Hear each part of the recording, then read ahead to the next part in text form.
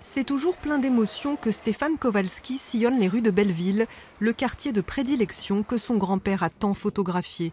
Au point que la ville de Paris, l'an dernier, a baptisé cet espace Belvédère Willy Ronis. Willy Ronis, photographe du Paris populaire, des gens simples, mort en 2009 à presque 100 ans, a profondément marqué son petit-fils, lui-même photographe.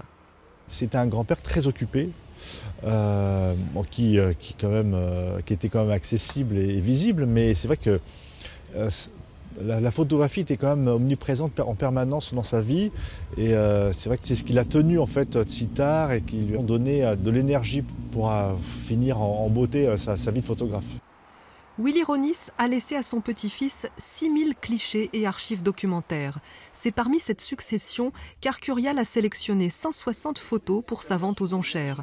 Certaines sont parmi les plus connues, devenues quasiment des icônes de la mémoire collective, comme ce nu provençal, l'épouse de Willy Ronis, le petit Parisien et sa baguette, ou encore les amoureux de la Bastille. Riton et Marinette, mon grand-père les a revus 50 ans après la photographie à peu près, et ils étaient donc propriétaires d'un bar qui était au tout début de la rue Saint-Antoine. Il y a plein d'histoires heureuses comme ça, de gens qui se sont retrouvés sur les photographies, qui étaient contents de se retrouver, de retrouver le photographe.